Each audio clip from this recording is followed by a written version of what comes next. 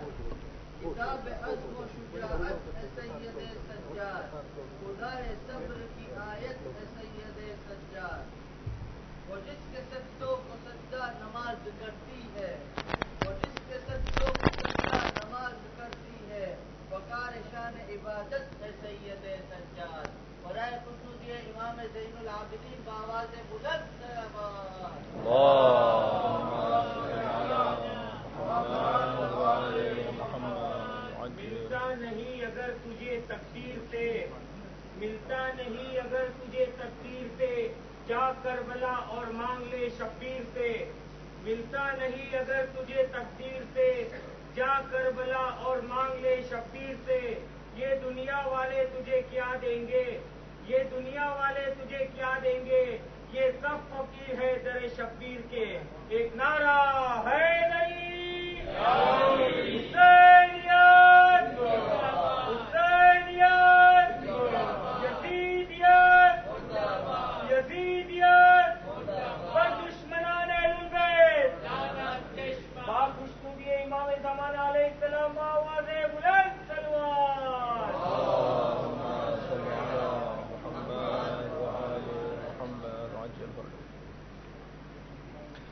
أعوذ بالله من الشيطان اللعين الرجيم. بسم الله الرحمن الرحيم. الحمد لله رب العالمين. الصلاة والسلام على أشرف الأنبياء والمرسلين أبي القاسم محمد.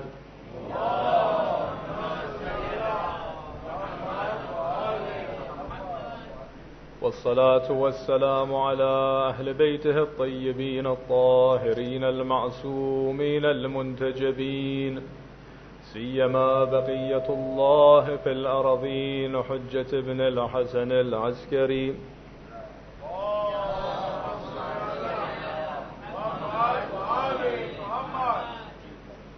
ولعنة الله على أعدائهم أجمعين من الآن إلى قيام يوم الدين. اللهم صل على محمد وآل محمد.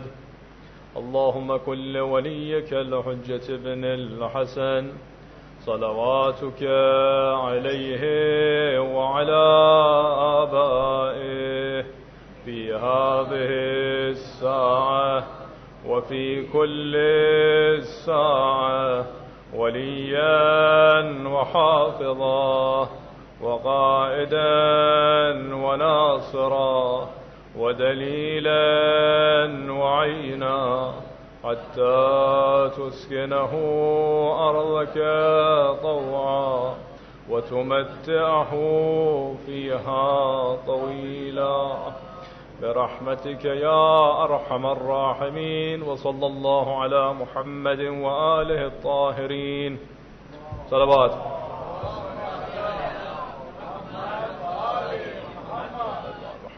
Dear brothers and sisters, all the mu'mineen and mu'minat, assalamu alaikum wa rahmatullahi wa barakatuh. My congratulations on the birth of the Imams on this holy month of Shaban. May Allah subhanahu wa ta'ala have accepted all your a'mal and continue to do so inshaAllah. It is a blessing to be amongst all of you once again in this holy place, amongst all the mu'mineen. And I'm accompanied and have a pleasure to be with some of the mu'mineen and the scholars from Najaf al-Ashraf. I have on my right hand side Said Abdul Rasul al-Khirsan from the Khirsan family in Najaf al-Ashraf scholars family. Next to him is Sheikh Thamir al-Tamimi, one of the scholars that has studied a very long time in Najaf and also runs many of the schools that oversees foreign students in Najaf al-Ashraf, overseen by the Maraji of Najaf al-Ashraf. Also with me is brother Mr. Lutfi. He is the full representative of Agha Sistani in Iran, in Tehran, the capital of Iran. Alhamdulillah, I join you once again, and I pray that all of you are in full health and iman, inshaAllah. Before I begin the talk that I've been asked to speak about and the subjects that I've been asked to speak about, related to it, I've decided that each time that I give a speech, that I begin with a fiqh mas'ala, with a question and answer just to begin with, and then we'll end with Q&A as well, inshaAllah. The question is this, that many people ask with regards to Islamic finance.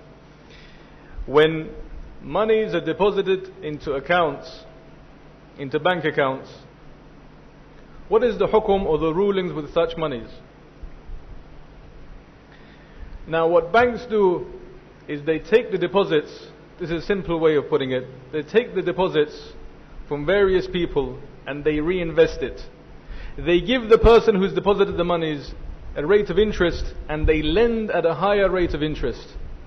The difference between these two interests is the profit that the bank takes. As far as the person who is depositing the money is concerned, if they're depositing into an Islamic bank owned by Muslims, then it's not permissible to take interest from them. But you are allowed to deposit the money if you have no intention of receiving the interest, and you do not ask for interest, but they pay you interest. That is allowed. But to ask for interest from Muslims in a Muslim banking system is not permitted. But if you do not ask for it, and they give it to you anyway, it is allowed. With non-Muslims, you're allowed to take interest from them, even intentionally, but you're not allowed to give interest to them.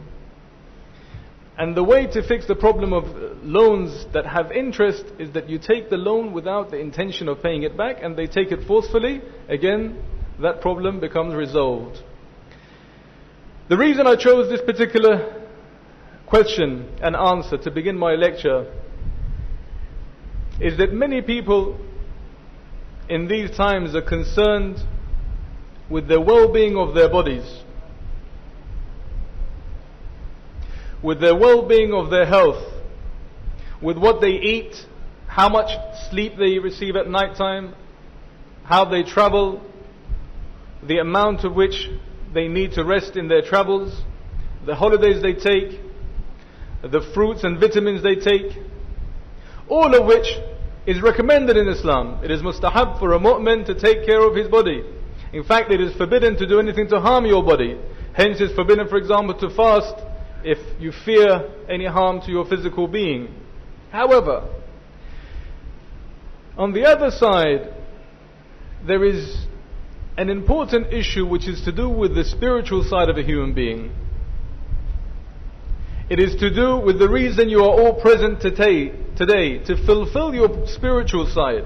Every person that has sat here in front of me today is here to feed their souls, not their stomachs. They may like the niyaz that will come up inshaAllah, and they may like the food that will come after this lecture, but they're not here for that just now. They've come earlier to feed their spiritual being first, their souls first. Why? Because when we pass away, our souls remain, our bodies rot away. The soul is a clean, white sheet that is given to you, just like a healthy body is given to you. The soul is very delicate, and this white sheet, you need to be very careful of how you preserve it, because it is very difficult to remove dirt from this white sheet. I always use the example of putting nails into a white wall. If you have a nice freshly painted wall, white, and you put nails in the wall, and then you realize that you shouldn't have put the nails in that position, you start pulling out the nails one by one. The nails will come out because of your desire to pull them out. However, the stains, the small black holes that the nails have left will remain. So it's always best to make sure that you don't put the nails in the wrong place in the first place. It's always better to make sure that your soul is kept clean in the first place. One of the ways to make sure that is the case is the food that we take. As much as we care about the health aspects, about the fat intake, about the carbohydrates, about the calories, we should also care about how it is obtained. We should also care about giving halal food to our children on our tables. Because it is that halal intake that feeds into the soul and the mind to think, to do the right action or the wrong action. Don't be surprised if someone for a whole lifetime is fed on something, on a diet which is haram, and they end up deviated, misguided. One aspect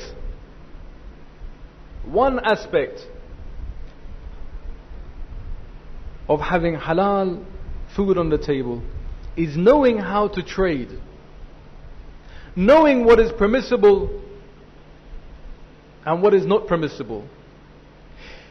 If you go to Hawza studies today, there is a book that is taught in the 5th and the 6th year of Hawza studies. I myself have taught this book.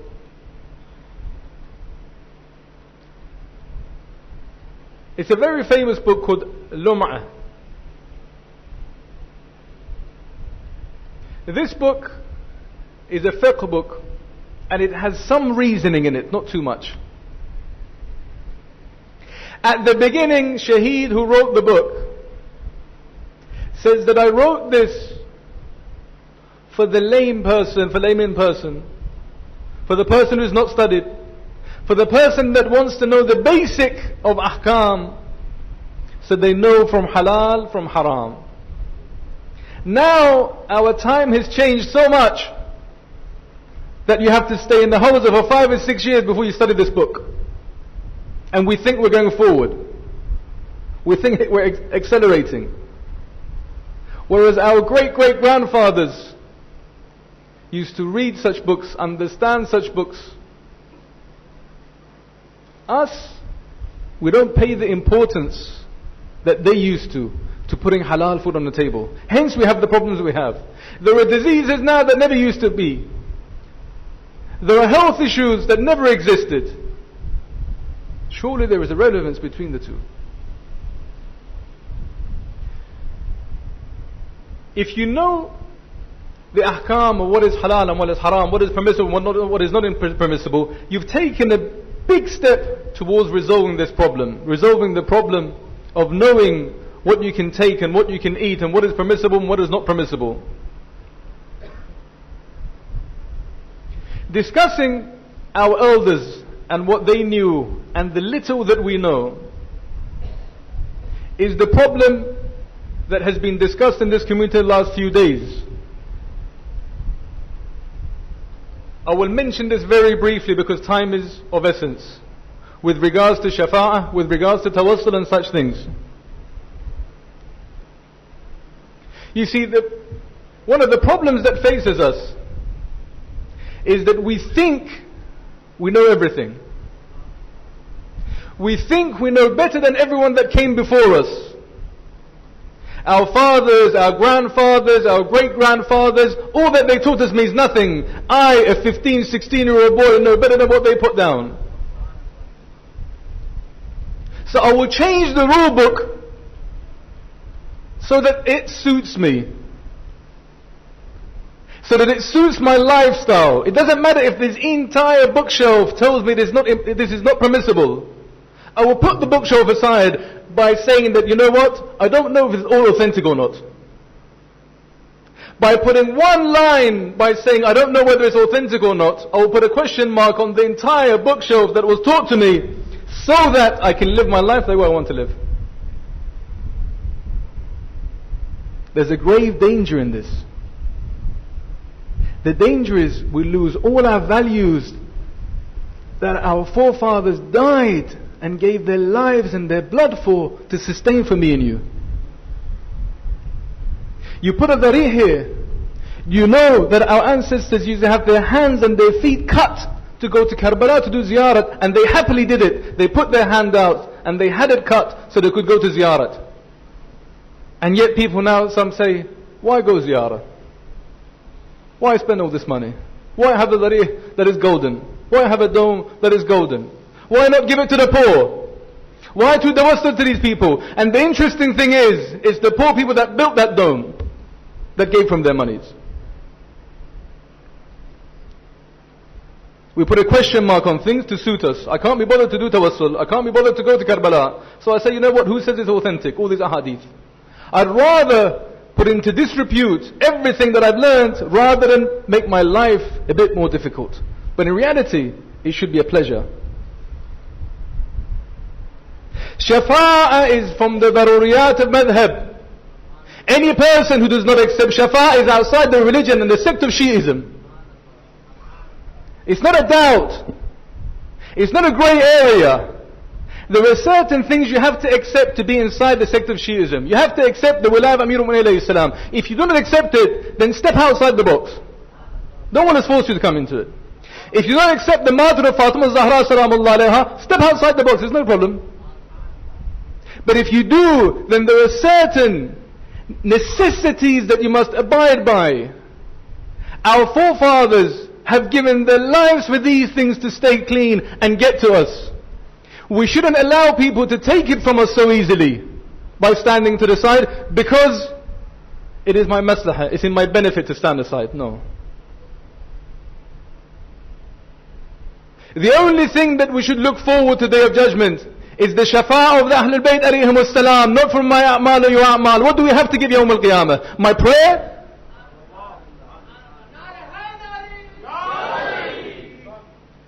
You think that the a'mal that we do is the a'mal that Allah subhanahu wa ta'ala put in the Holy Quran? Allah subhanahu wa ta'ala says in the Holy Quran, I created you to do ibadah. The reason for creation is ibadah. Not me and your ibadah, ibadah Ahlul Bayt alayhim as-salam. The only ibadah that is complete is by a ma'soom. The only ma'soomiyan is of 14. So what hope do we have apart from holding on with both hands everything we have to the Ahlul Bayt alayhim as-salam? If we put in doubt the shafa'ah of Ahlul Bayt alayhim as-salam, what do we have to look forward to Yawm al-Qiyamah? With nothing.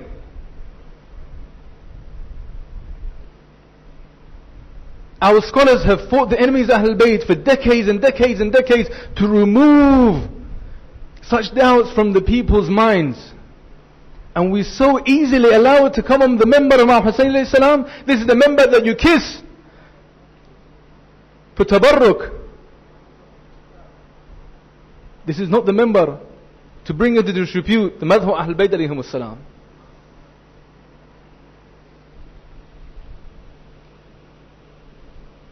It is very easy to forget the hardship that people went through to give you and I these ahadith that we stick on to today.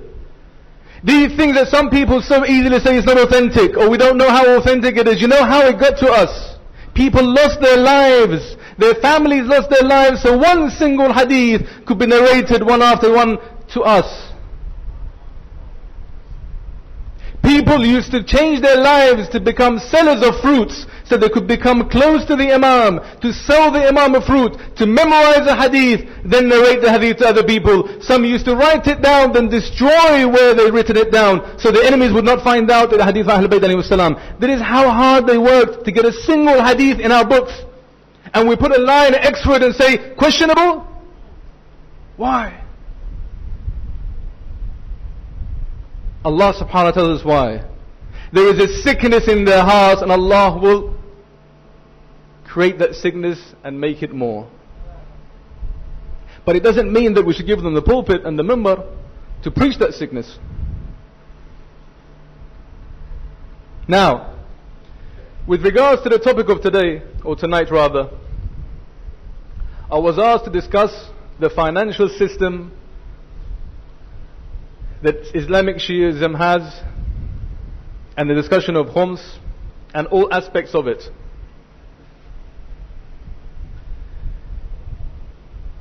With regards to this issue, let's take one step back and look at it all around. One is generally khums is a tax. It's a religious tax. Taxes are for the wider good. In every society, every government, there must be taxes. Whether it's for roads to be built, for hospitals to be built, for cleaners to come clean the roads, for the general good, whatever needs general good, khumses are paid, and they're used on that welfare. Or at least half of it is anyway. The Holy Quran tells us that half of it is Sahm Imam and half of it was the Paul Sadat. Now again, people are questioning khums. They cannot question the authenticity of the hadith or the Holy Quran, so instead they question marja'iyah. And it's fair enough, we'll answer it. I will just tell you one thing that we saw and heard approximately 10 years ago. They did a research in the West about Muslims in the West, and they saw that Shia Muslims would not lose their values so quick as other people. Generation after generation, they kept their core values, and they wanted to change this. So they did a study to find out what was the cause that Shia Muslims kept on to their core values. And you know what that study says? It's a Western study. It's not a study that we carried out. It said two things. One is that they have something called Imam Hussein. Allah.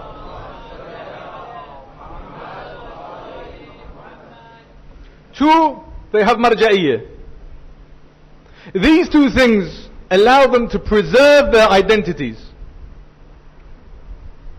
And we see that both are being attacked from every angle possible. Why do taqleed? Why do we do Marja'iyya? Why do Azadari? Why wear black? Why hit yourself? Why cry? Why? So they can remove the essence of Tashayyu. So the roots of this tree can be pulled out, and it's then very easy to push over the big tree. They're digging out the roots. But as mu'mineen, you should be awake to such threats. Don't believe every question mark that is put to you. Don't take any doubt that comes and grow it in your mind. Go to an alim, go to the sources and answer it straight away. So we know that taxes as a general thing are good for us. We know that taxes are beneficial. Now what is the ahkam that is to do with the Islamic taxes? The ahkam that is to do with the Islamic taxes is half of this khums goes to poor Sadat, you all know. The other half is to do with the Imam Ajalallah Ta'ala Farajahu Sharif.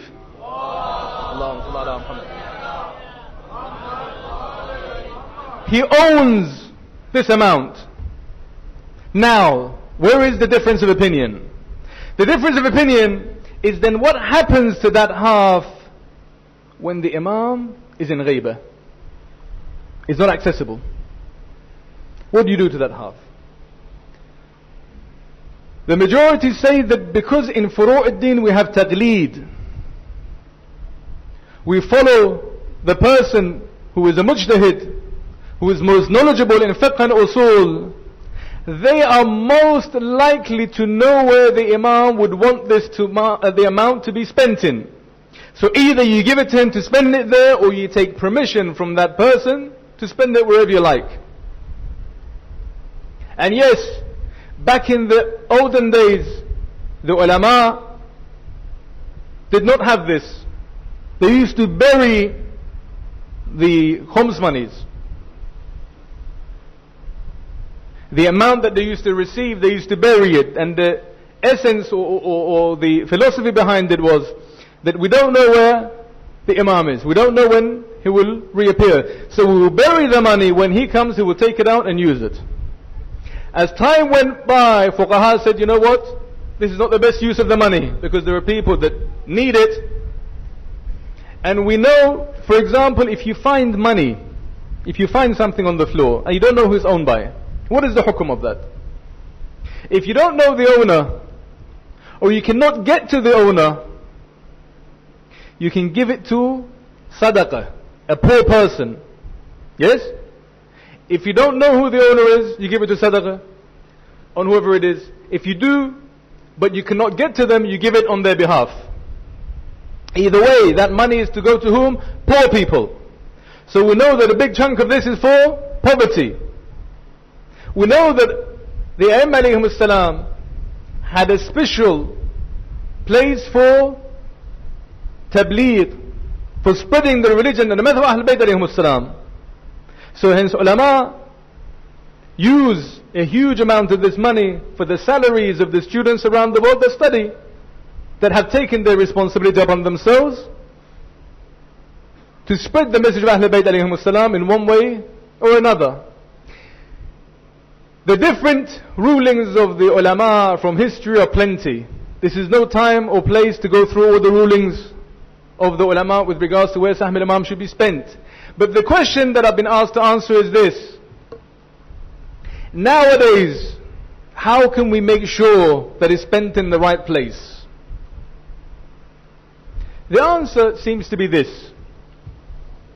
As we said, there were two parts. One part is for the poor Sadat. So that's easy enough. Two criteria. They have to be of mu'mineen, they have to be religious, they have to be Sadat, and they have to be poor. Now the second part of it, which is Sahm Imam.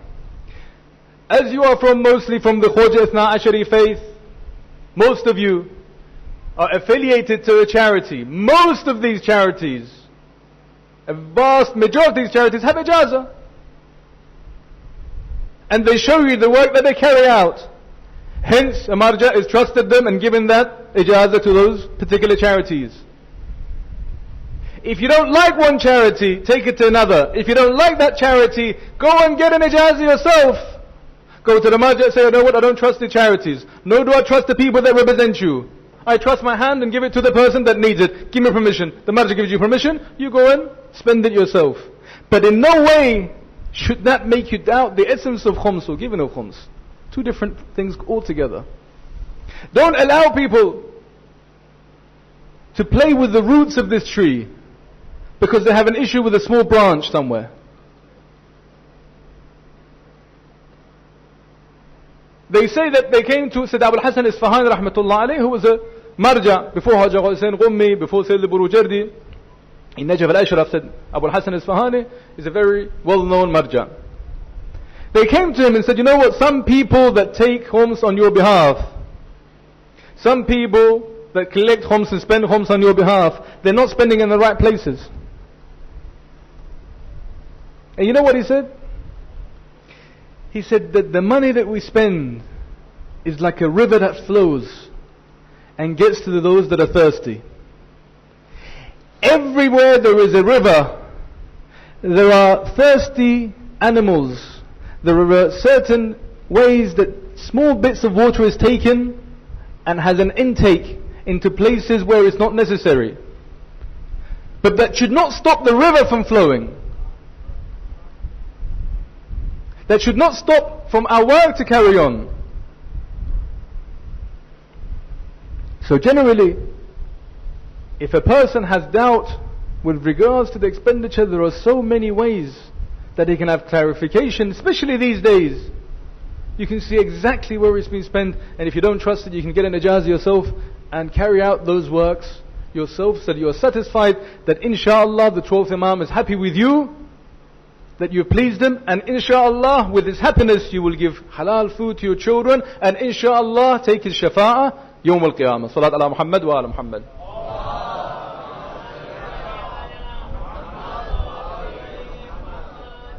You know, I'm only lecturing for one night here, so I'm going to take 5-6 minutes more than the time that was designated to me. You know, they say there was a wealthy man at some point.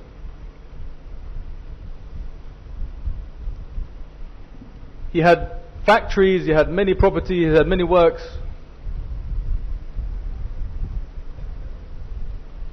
And a young man came to him that had nothing. No family, no money, no wealth. And he asked the man for a job. He gave him a job. By giving him a job, he also gave him a personality. He gave him respect between other people. This wealthy person, this well-known person, has given a job to this young man that had nothing. So he gave him respect. After giving him respect and teaching him religion and giving him everything that he could possibly want, he said to him, do you want to get married now? He said, yes. He found him a girl. He married him. He taught him everything that he knew. He gave him everything that he had. And then the government there asked this person to leave the country because he had originated from a different country.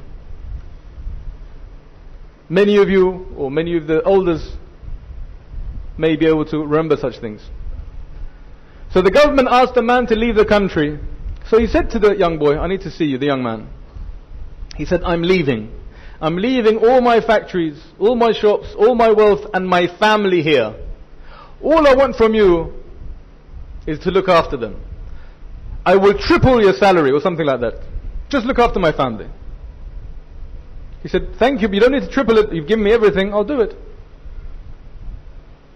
A few days left, he came back, he said, you know what, I'm not going to triple your salary. I'm going to give you a quarter of everything I have in your name. Just take care of my family. Huh? Just take care of them. He said, there's no need, but okay. A while later, he said, you know what, I've registered half of all my wealth to you. Just take care of my family. He said, okay. Just as he was leaving the country, when his paperwork was finished, he said, you know what, I've given 4/5 of everything to you. Just take care and spend the rest on this family.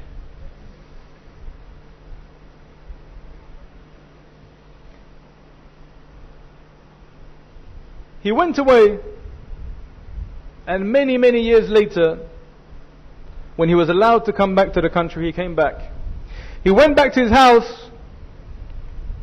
He saw that his family were not there. He asked about his family. No one knew. Until eventually he found out where his wife was. He saw his wife working as a cleaner in someone else's house.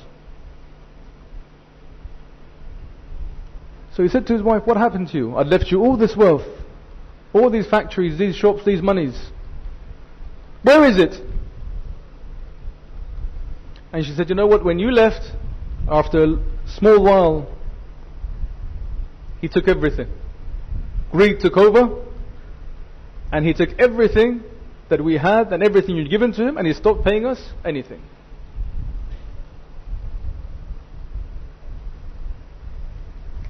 Now, the person who narrated this story for me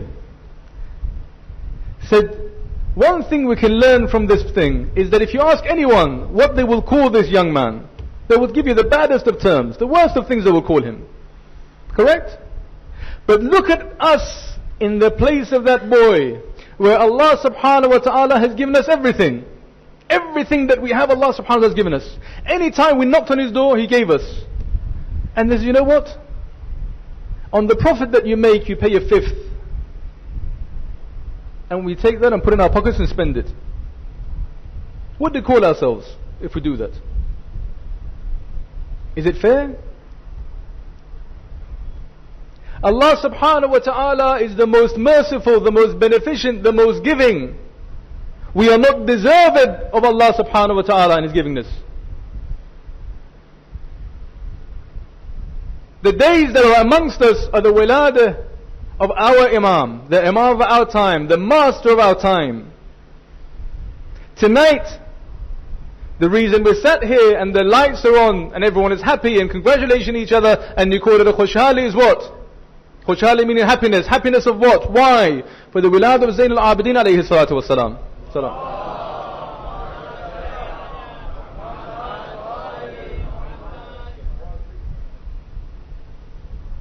And you all know why he was called this name, this beautiful name. Zayn being the beauty, and Abidin being of those that do ibadah and prayer. Because of his humbleness in prayer, because of his ibadah, the way he spoke to Allah subhanahu wa ta'ala, because of his connection to Allah subhanahu wa ta'ala. There is a hadith from the Prophet sallallahu alayhi wa alihi wa sallam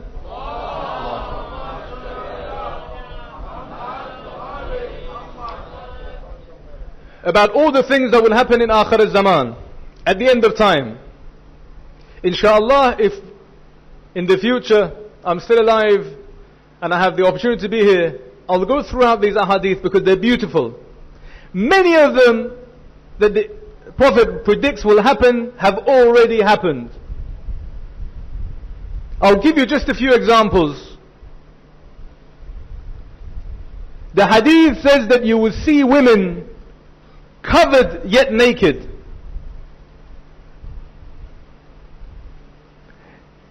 I'm sure back in those days if people read it they would not understand it, but now we can understand. The tightness of the clothes of the women that think they're wearing hijab is so much, it is so tight that they might as well be naked, because they're covered but they're naked. You can see everything although they're fully covered. The Prophet says it, that there will come a time of my ummah that you will see women that are covered yet naked.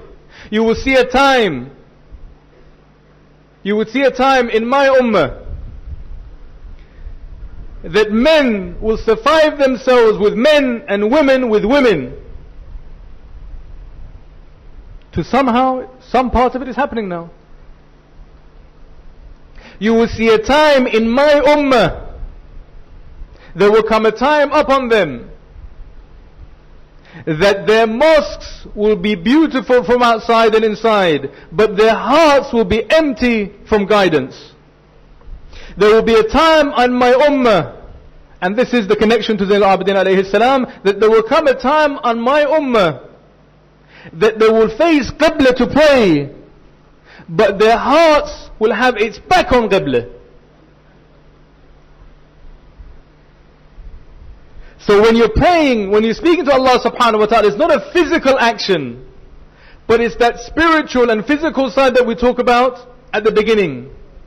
There needs to be that spiritual connection to Allah subhanahu wa ta'ala. Your heart should be facing the direction of Kaaba, not just your bodies physically going up and sitting down. When you're putting your head to sujood, to understand that you know you're going to be one with the clay and that mud in front of you, you're going to be one. Your body will be buried under there. And when you get up from the sujood, you'll be a time when they will take you out of that grave for answering again. When you have these things in your mind, then your spiritual side connects to Allah subhanahu wa ta'ala, and it takes a different level. Zayn al-Abidin alayhi salam has taught us in the du'as that is amongst every single one of us that we take for granted. Again, some people with whatever sickness that they have put question marks on things such as Hadith al-Kisa that have come to us, Dua Tawassul and Ziyarat Ashura and such holy words that have been taught from the Ahlul Bayt alayhim salam to us and received by such difficulty, and they're willing to put it aside. These are connections that we can use to put our body and soul towards Allah subhanahu wa ta'ala. To use the word that has been taught to us by the fourth Imam, to make sure that we are in the direction of the fourth Imam, to follow the path of the fourth Imam, so that inshallah Yawm al-Qiyamah, when we raise from those sujood, when we raised from the clay, we can have a smile on our faces. That is the difference between a believer and a non-believer. The non-believer lives this world for this world. The believer lives this world for the akhirah. The believer lives this world knowing it's temporary. The believer lives this world believing that it's just a bridge getting from A to Z. The non-believer thinks the entire world is that bridge and builds on that bridge and thinks only about that bridge. The hadith from the Prophet sallallahu alaihi wasallam says,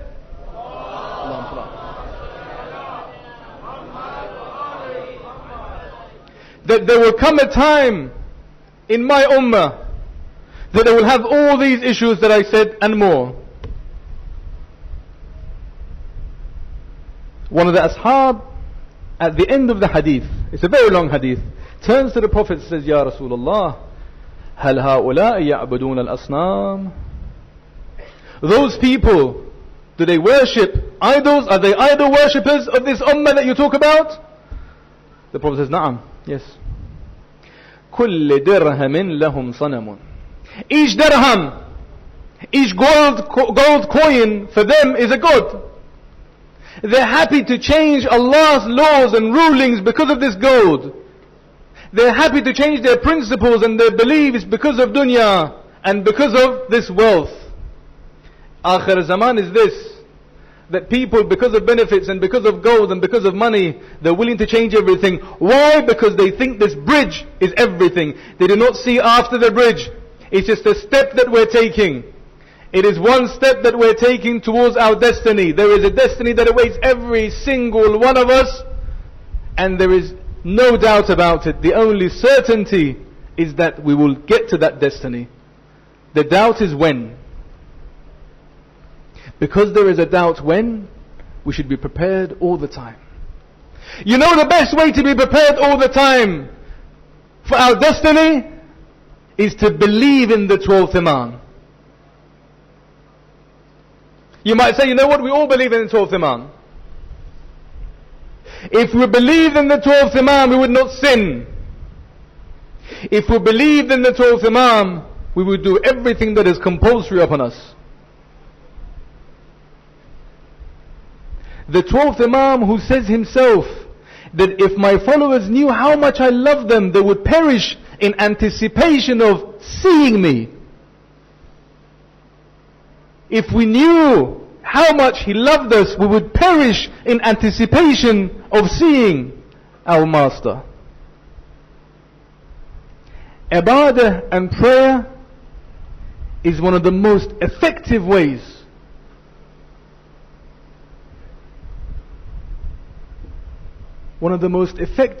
to push us into guidance.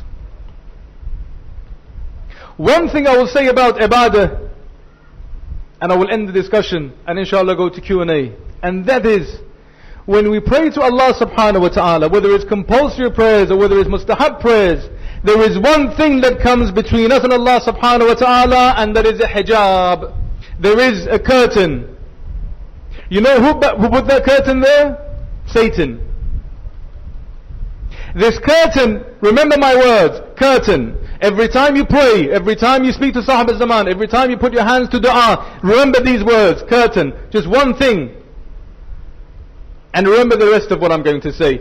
First of all, always remember that when we pray to Allah subhanahu wa ta'ala is different to when you ask someone else for help. Allah subhanahu wa ta'ala knows us inside out. If you're an old man of 90 years old, then He knows from the time you were born until the time that you became 90 years old, every single moment how you spent it. So don't imagine you're speaking to someone that respects you because you're 90. You're speaking to someone that will respect you because of your intention only. If at 90 you say astaghfirullah and you mean it, Allah subhanahu wa ta'ala will take that acceptance and will take that astaghfar. Do not think that because in the community you are respected and seen religious, or the person next to you, your wife even, or as women that your husbands think that you're religious and you're close to Allah subhanahu wa ta'ala, that curtain exists when you speak to Allah. It doesn't. There are no curtains between Allah subhanahu wa ta'ala. Allah is all seeing. There is nothing that you can hide from Allah subhanahu wa ta'ala. So when you speak to Him, remember that in the back of your mind, and you will change the tune that you speak to Him. What puts a curtain in front of us and Allah subhanahu wa ta'ala is arrogance. It's the same reason that Satan was taken from heaven and dropped into hell. Because when he was asked to do sujood, Satan in the Holy Quran says, takabbur, and arrogance took over him and said, no. You created me from something superior to Adam. Why should I do sujood? That arrogance meant that those thousands of years of prayers and hardship that he went through meant nothing. And he was banished from heaven. And he was put into hell. So that arrogance is that curtain that comes between us, and we stop being like our fourth Imam. If you recite the du'as of our fourth Imam, you will see that every part of it is full of humility. Every part of it is full of tears. Why is it tears? I'm not asking you to cry. But I'm telling you that if you want to be humble and truly humble to Allah subhanahu wa ta'ala, automatically tears will follow. Because a humble person is the one closer to Allah subhanahu wa ta'ala. There is no way you can get close to Allah subhanahu wa ta'ala with arrogance. That curtain will not be removed unless humility takes effect. Until the day that you are humble to Allah subhanahu wa ta'ala, do not expect the closeness that you want from Allah subhanahu wa ta'ala. Until you're humble to the master of our time, our 12th Imam, whom we pray for his reappearance, until you are humble to him when you speak to him, do not imagine that curtain will be removed. There are so many stories, so many ahadith, so many things to say. But time is against us. If we imagine that everywhere we walk into, everywhere we touch, everywhere we look into, there is that Holy Spirit and that holiness of our 12th Imam looking over us, hearing what we say, seeing what we do. And that is a person who loves us, truly loves us. Not loves us because there's a benefit in for him, no. Loves us without condition. No strings attached. Imam Zaman loves every single one of us. If we have that in the back of our minds, then every step we take will change. If right now we go back home and we imagine that, you know what, for dinner we're going to be joined by His presence, His eminence, our master, the master of the entire world, what will we do? If your answer is that, you know what, tonight I'm going to be joined for dinner, not that I at least have the capability to see the Imam or be with him or sit with him, nor do I expect to have it.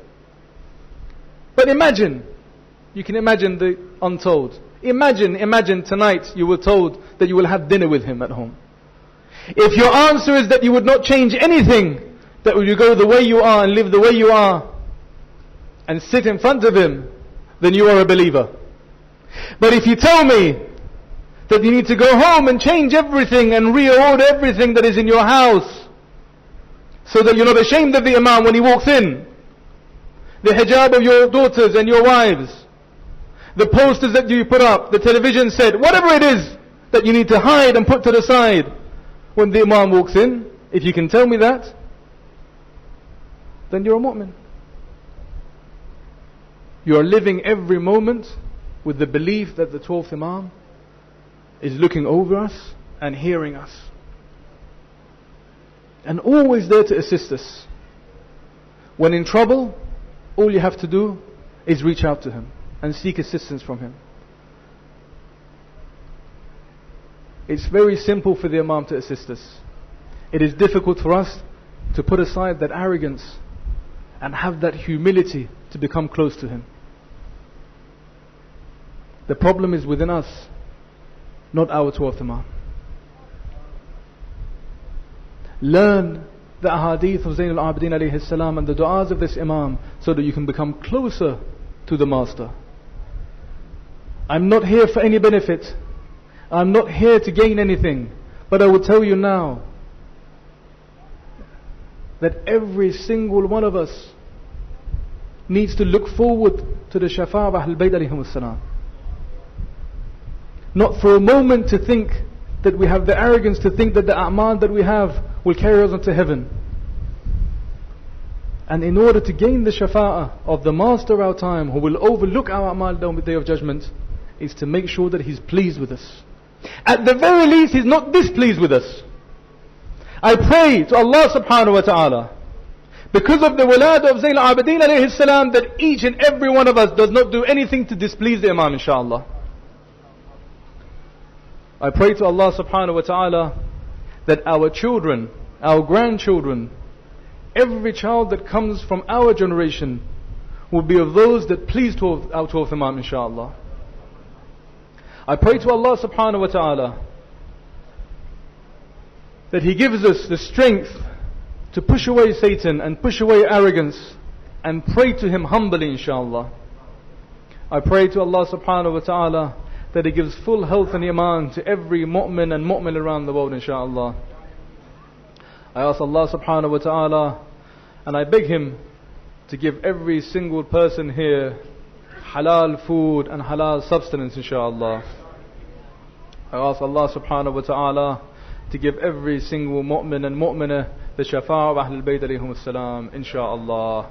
Please join me in dua al-faraj, after which we'll take questions and answers, inshaAllah. اللهم صل على محمد وآل محمد اللهم كل وليك الحجة ابن الحسن صلواتك عليه وعلى آبائه في هذه الساعة وفي كل ساعة وليا وحافظا وقائدا وناصرا ودليلا وعينا حتى تسكنه أرضك طوعا وتمتعه فيها طويلا برحمتك أرحم الراحمين وصلى الله على محمد وآله الطاهرين.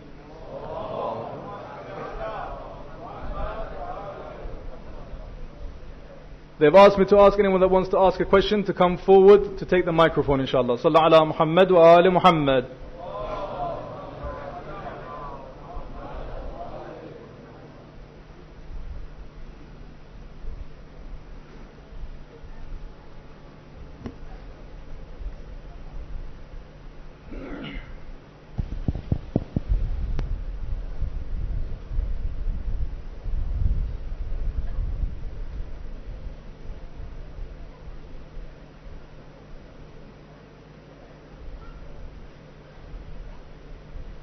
Any brothers that want to ask a question, please come forward. Sallallahu ala Muhammad wa ali Muhammad. Sallallahu ala Muhammad wa ali Muhammad.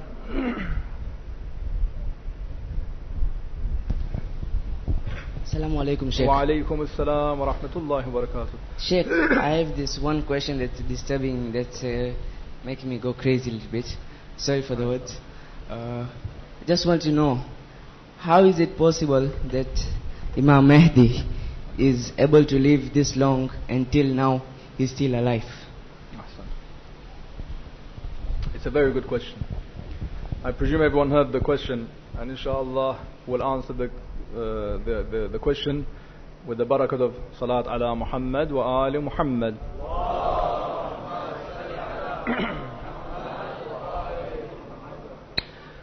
I will begin the answer of this question with another question that maybe is making someone else go crazy, as you said.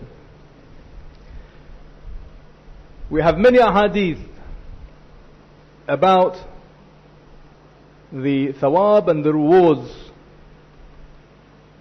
of saying Allahumma salli ala Muhammad wa ali Muhammad.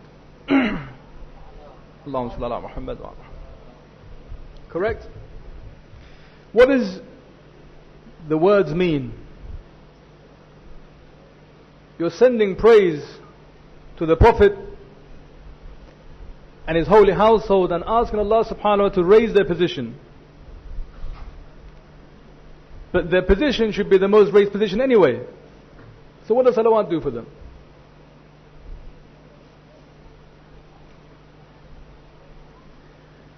Such questions that you asked, or such questions as this, comes to one's mind because we see things with a limited mind, with a limited brain.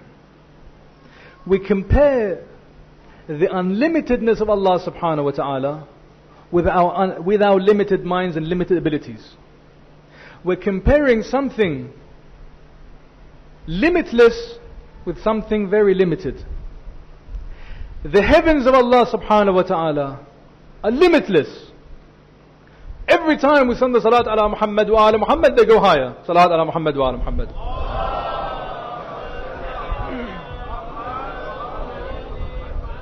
You know, there's a lot of people in this hall, outside and over there.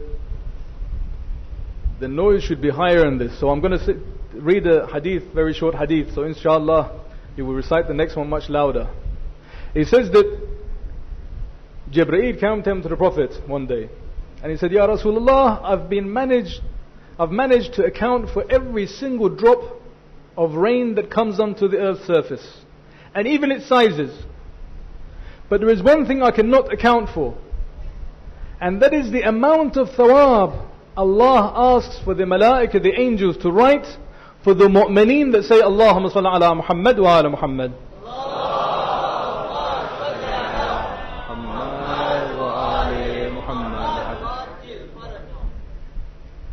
with regards to the age of the Imam, you see, in some of the hadith, we have Nuh alayhi salam, which is one of the prophets, lived over 2,000 years. Now, whether he lived 2,000 years or 10,000 years is irrelevant. Because if Allah subhanahu wa ta'ala wants to, He can extend anyone's life as much as He wants to. There is no limit to His abilities. The limit is within us. So for example, you have a heart and you have a system that has a limit. Yes? I will just tell you one quick story that I heard 2-3 days ago. I just from one of the people that serves the haram of our 8th Imam, Imam Rida alayhi salam in Masjid.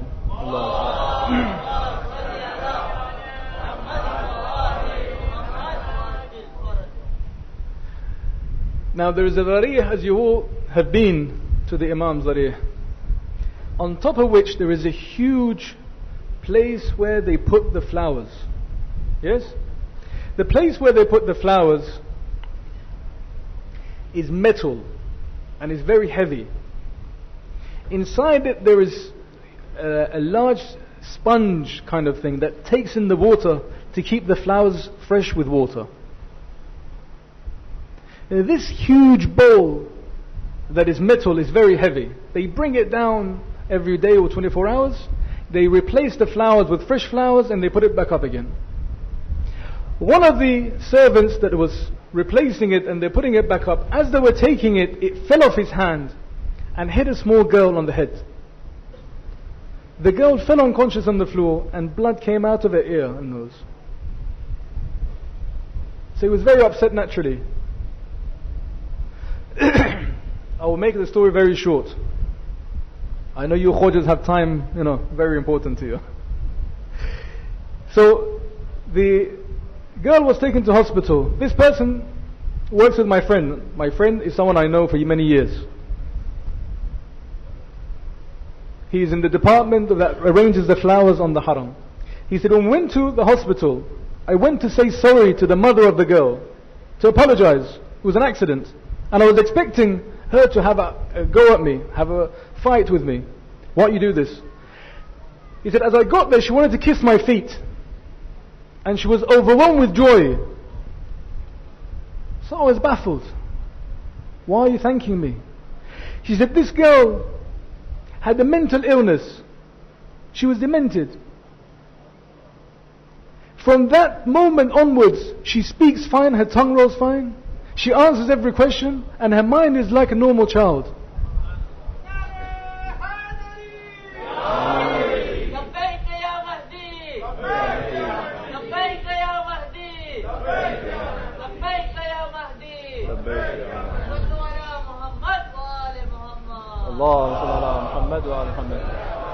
So my point is that Allah subhanahu wa ta'ala can create miracles. Miracles are something extraordinary outside the physics and the metaphysics, the laws that exist. We haven't even learned physics or the laws, let alone metaphysics. Miracle is something that is outside the laws that can be explained by me and you. That is a miracle. Allah subhanahu wa ta'ala proved over time and again, He can create miracles. Miracles meaning that a 60-year-old man may have a heart of a 20-year-old man. And it can stay pumping like a 20-year-old man for 2,000 years. No, 200,000 years. Allah subhanahu wa ta'ala created the nur of the Prophet Muhammad sallallahu alayhi wa sallam.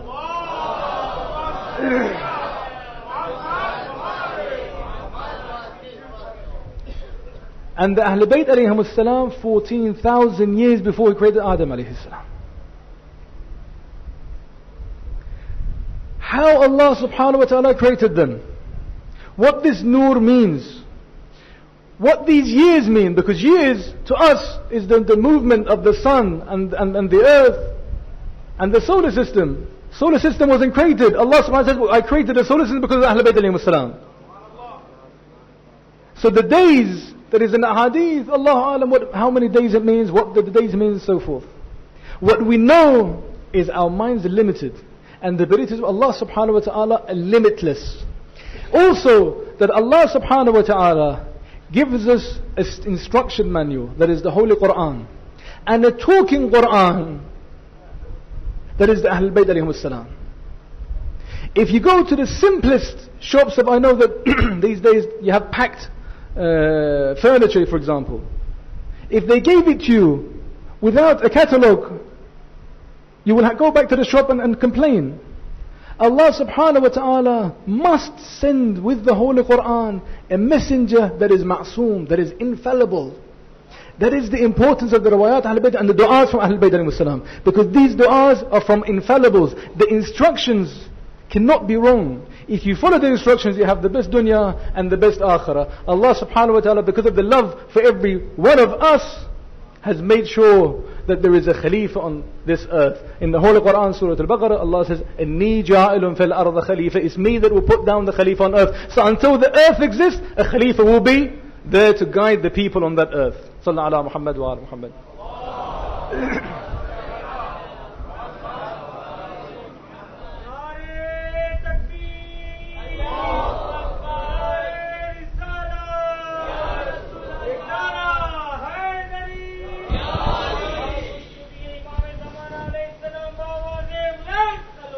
Allahumma salli ala Muhammad wa ali Muhammad. 1 minute.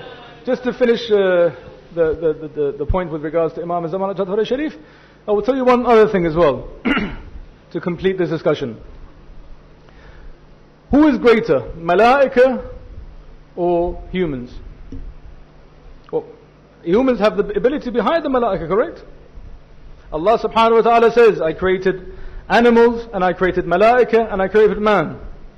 I gave Malaika only intelligence and intellect. I gave them only lust, and I gave humans, I gave them what? Intellect and lust. If the intellect overtakes the lust, they will become better than the Malaika. If the lust overtakes the intellect, they'll be worse than animals. So we have the ability to become better than the Malaika. Okay? Have that in mind. Everyone here believes that there is Malakul Maut.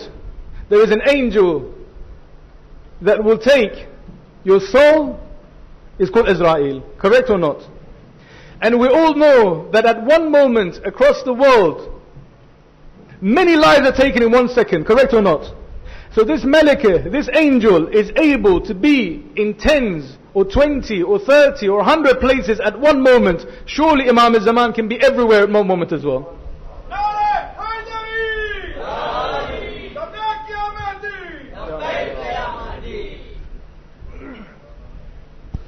Assalamu alaikum. Alaykum assalam wa rahmatullah. Sheikh, you know that we started this question and answer only 3 days back. That's why probably our members are a bit shy or they are not prepared. So I think so they don't have any questions at the moment. So anyway, thank you very much for a wonderful lecture you gave, and we can proceed with other...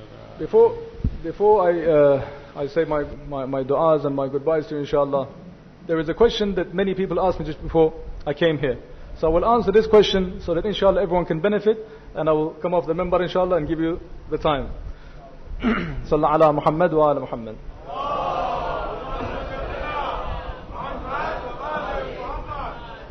You know, time, because I know he's looking at me, has a width and a length.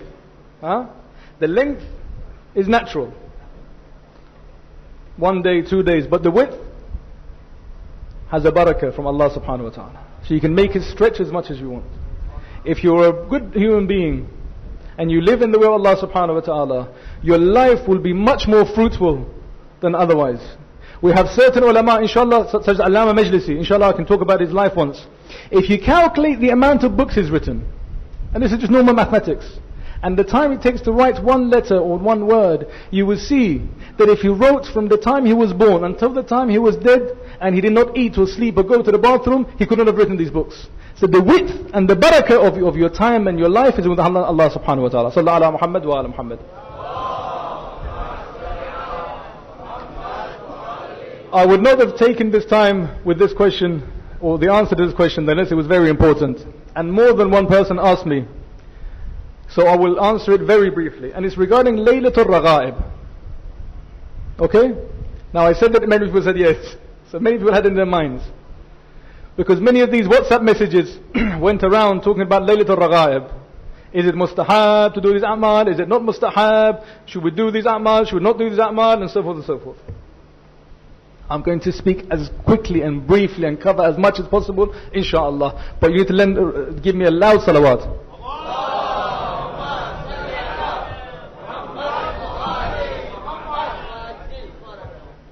You can do much louder than that. Sallallahu ala Muhammad wa ala Muhammad.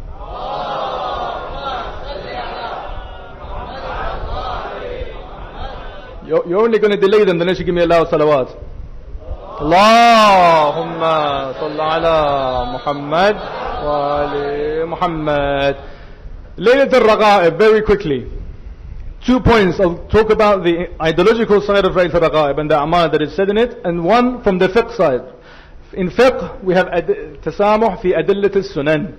Tasamuh fi adillat al-sunan means that we have certain ahadith from Ahlul Bayt al-Salam that tells us that if the mu'mineen act upon certain ahadith to do with the mustahabbat, even if it's not from us, the Ahlul Bayt, we will give them the thawab.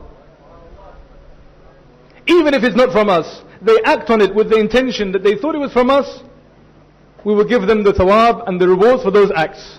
So as far as fiqh is concerned, even if some narrations in mustahabbat, not compulsions, in mustahabbat and recommendations, and the narrators are weak, this can fix the issue. That's one. 2, we have 2 sides to each coin. Each hadith has narrators, yes, and the meaning of the narration. The reason Layth al-Raga'ib is seen as weak is because of Anas ibn Malik. Yes, Anas ibn Malik, may Allah increase his punishment Yawm al-Qiyamah, is a person who was a liar and who denied seeing the day of Ghadir and the events of the Ghadir al-Khum, and hence Amir al-Mu'mineen prayed that Allah subhanahu wa ta'ala make him sick, and Allah made him sick with a problem with his skin until the time that he died. So the narrators are weak. However, the meanings, first of all, we fix the narrators, we fix the problem with the relators with what I just told you. That if a hadith has weak narrators, but it's to do with mustahabbat, and you act upon it, Allah subhanahu wa ta'ala will give you a reward anyway. Now with regards to the meanings, the month of Rajab, for all those that think that this hadith is being put to us by the Ahl Sunnah, let me remove this doubt from your mind. The second Khalifa Ahl Sunnah, many ahadith from him say to whip and lash anyone that fasts in the month of Rajab. No one should think that Rajab is a holy month. In the madhab of Ammah, in the Ahl Sunnah,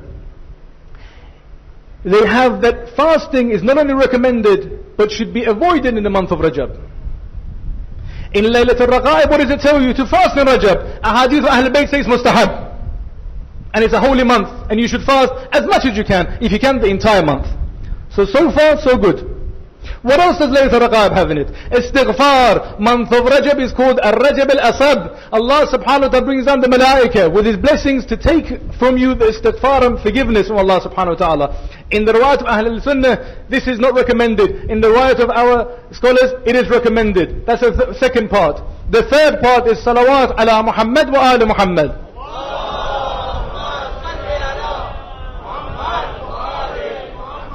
This is once again recommended in all the ahadith, and I just read some of the ahadith for you with regards to the importance of salawat, especially if it's a holy month such as Shaban and such as Ramadan and such as Rajab. Whereas the Ammah do not have alih. The Ahlul Bayt is not included in the salawat. Yes, but our one is. Hence, again, you can see that this hadith has all the meanings and all the pointings towards the correct hadith, even if the narrators are weak. And inshallah, people will act on these a'mal, even if you don't act on it in the intention of istihbab, you can act on it with the intention that Allah subhanahu wa ta'ala will give you the rewards yawm al-qiyamah, inshallah. Wassalamu alaikum wa rahmatullahi wa barakatuh. Let's end with a salat ala Muhammad wa ali Muhammad.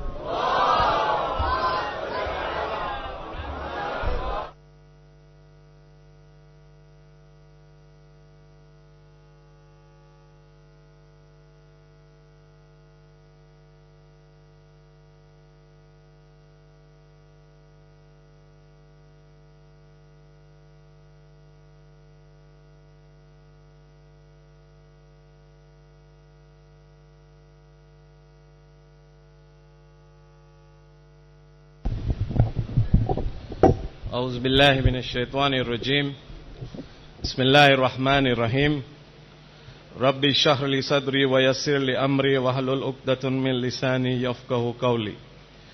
Respected scholars, my elders, brothers and sisters in faith, Assalamu alaikum and Kushali Mubarak.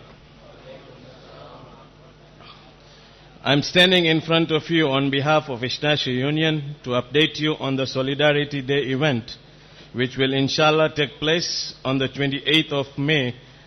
And I would like to thank Dar es Salaam Jamaat for entrusting the International Union this year to take leadership of this annual event of Africa Federation.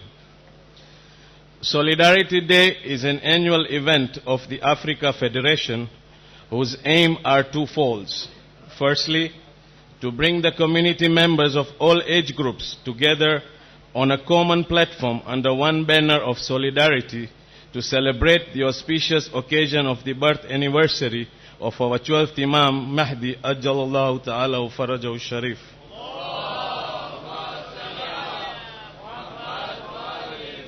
Secondly, to encourage community members to contribute in the name of our 12th Imam in order to support and assist member Jamaats, individuals and families in need of assistance and critical services, be it in education, medical, housing and emergency relief. We are planning to have various activities at the Union Sports Club for all age groups on the 28th of May so that we can come together and have fun for a purpose. The event also includes the Solidarity Walk, which is for gents only, and it will start from our mosque to Union Sports Club, followed by various exciting activities for ladies and gents organized separately. In summary, a fun and entertaining evening for our community at one side. All we need from you is our support. You may have seen the slogan for this year, which reads, "Community for the community, here we come forward in solidarity." Hence, we look forward for your support and participation in this noble cause. You may also have noticed our registration desk for the walk for gents at the mosque compound. Please pick up the form and support us by collecting money for the actual cause. Let us work as a team and then walk together to Union Sports Club in the name of Imam Zamana. At this moment, please allow me to invite our President of Dar es Salaam Jamaat, Alhaj Azim Bhai Devji, to receive the participation form, and I'll request the past chairman of Africa Federation, Alhaj Anwar Bhai Dharamsi, who is also the patron of International Union, to present the form. And I'll request our convener and the chairman, Alhaj Fazal Bhai, also to join us.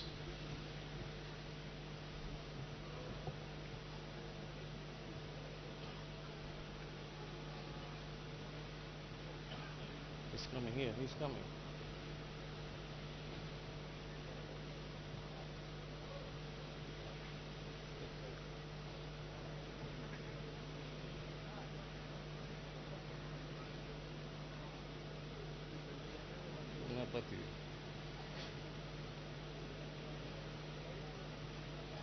May I request a loud salawat, please?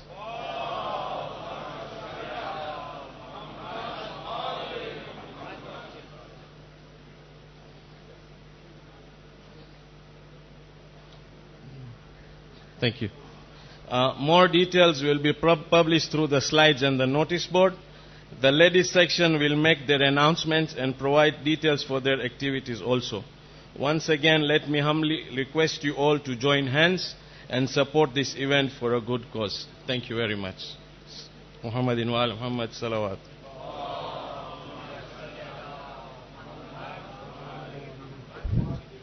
Assalamu alaikum.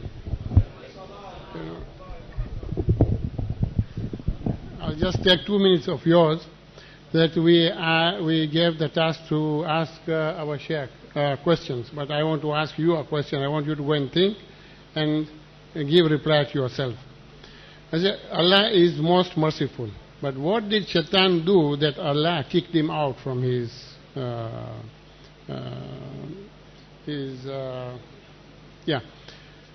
So the only answer is that he was arrogant. Now I feel, some of us, that Allah has kicked him from the heavens and we have brought him to our houses. Not only our houses, but you keep them in our hearts. તો ભાઈ હું request કરું છું આપણે બધા જેને વિચાર કરે કે જે ચીજ અલ્લાહ આપણે જે ચીજ અલ્લાહ કાઢી નાખ્યો છે આપણે એને બે હાથેથી ઘરે રાખીએ છીએ, આપણે એને ઘરમાં નહીં તો દિલમાં રાખીએ છીએ. આપણા પાસે ઘણા પાસે એરોગન્સ છે પણ આપણે ભૂલી જાય છે. અલ્લાહ કુરાનમાં લખ્યા છે કે તમારા પાસે તકબુર શેનું છે? when you have been created by a drop of urine. So why are you proud? So please, I want you to go and think over it, and we can become better followers of Imam. Thank you very much.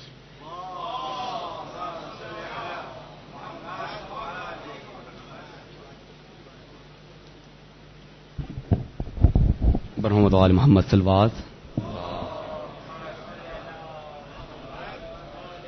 سب سے پہلے مرکز تطہیر be be Fatima الزہرا سلام اللہ علیہ شان میں چند اشعار آپ کی خدمت پیش کر رہا ہوں اور اس کے بعد ایک قصیدہ امام سجاد علیہ السلام کی شان میں پیش کروں گا. سماعت فرمائے برحمت آل محمد صلوات.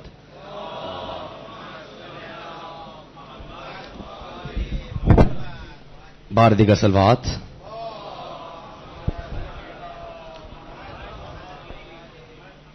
چلو تاریخ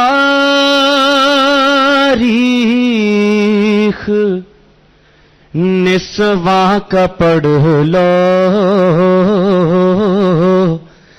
طہارت کا محور فقط فاطمہ ہے.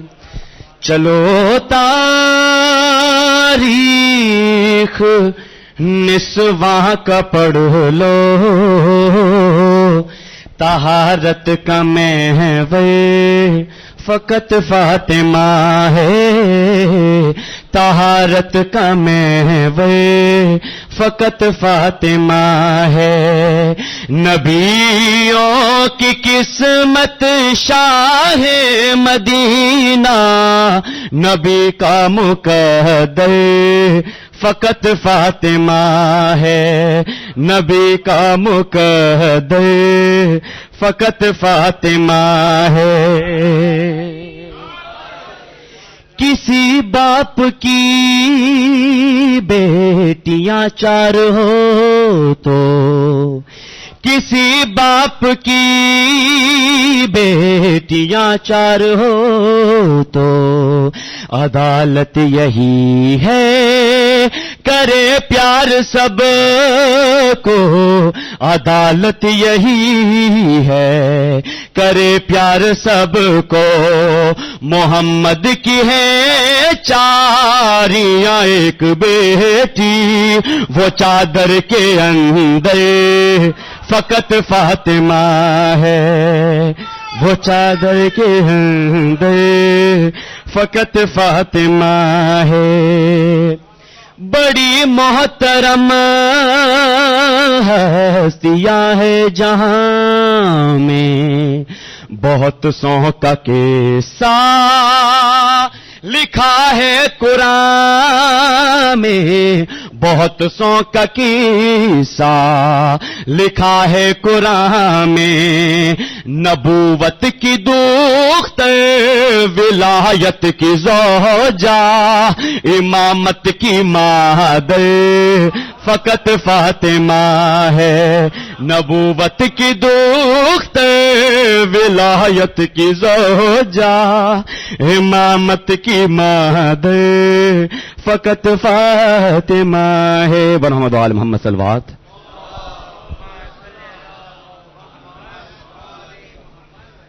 امروز میری نظم کا عنوان ہے سجاد. امروز میری نظم کا عنوان ہے سجاد. قرآن پڑھے جس کو وہ قرآن ہے سجاد. توحید و رسالت کا نگہبان ہے سجاد. ہر دور کے سفیان کو عمران ہے سجاد. اظہار سے گفتار سے چہرے سے ولی ہے, یہ 14 میں پہلا ہے کہ جو سارا علی ہے. یہ 14 میں پہلا ہے کہ جو سارہلی ہے.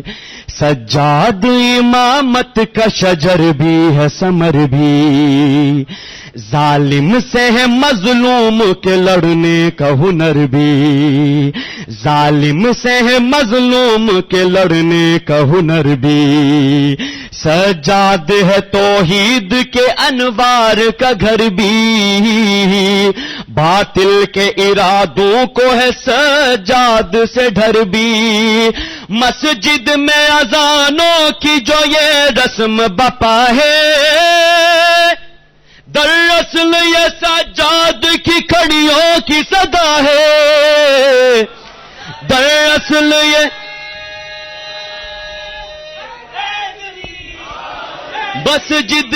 مسجد میں اذانوں کی جو یہ رسم بپا ہے، دراصل یہ سجاد کی کڑیوں کی صدا ہے. دراصل یہ سجاد کی کڑیوں کی صدا ہے.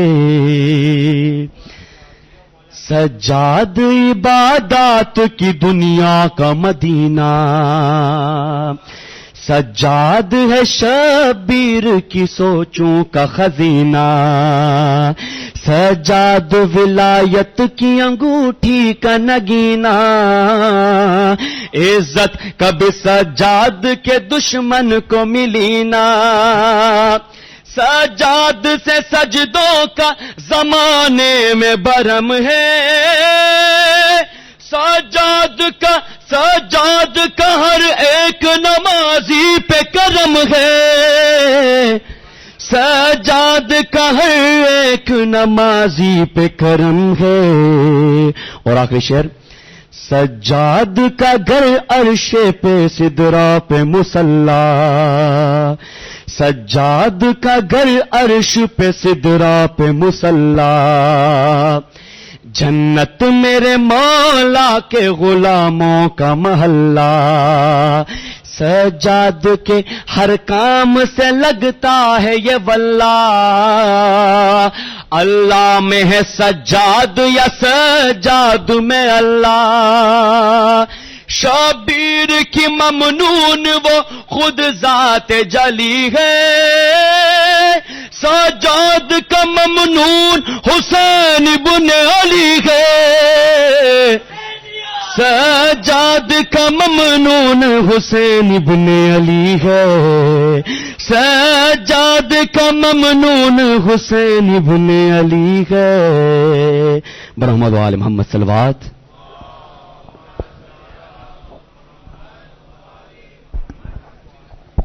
افضل الصلاة محمد وآل محمد. الہی ببیمار داشتے بلا، جو بیمار ہو جلد پاوے شفا. الہی برائے امام زمان، ہمیں اول میں شر سے دے تو امان.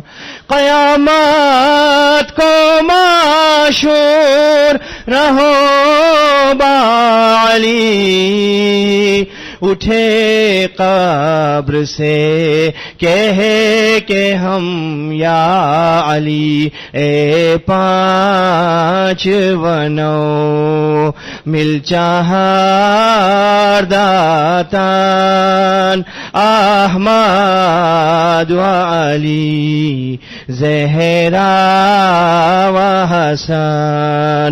شبیر سے لے تا امام زمان، شبیر سے لے تا امام زمان.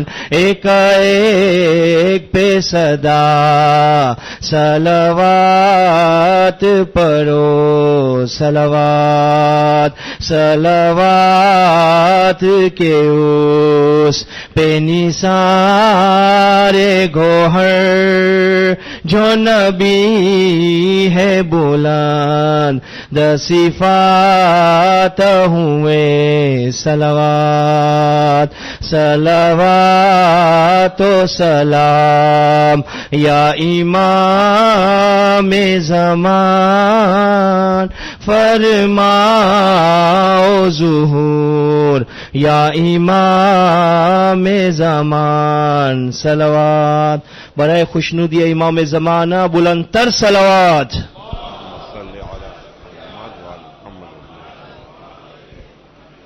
السلام عليك يا مولاي عبد الله السلام عليك ابن رسول الله السلام عليك ابن أمير المؤمنين وابن سيد الوصيين السلام عليك ابن فاطمة الزهراء سيدة النساء العالمين السلام عليك يا شهداء كربلاء جميعا ورحمة الله وبركاته السلام عليك يا مولاي غريب الغرباء السلام عليك عنيس الفقراء السلطان أبا الحسن علي بن موسى الرضا كن شفيعنا وشفيع والدينا في يوم الجزاء ورحمة الله وبركاته السلام عليك يا حجة الله يا عبد الحسن يا صاحب الزمان السلام عليك يا خليفة الرحمن السلام عليك يا شريك القرآن السلام عليك يا قامة الإيمان السلام عليك يا إمام الإنس والجان أجل الله فرجك وصحن الله مخرجك وظهورك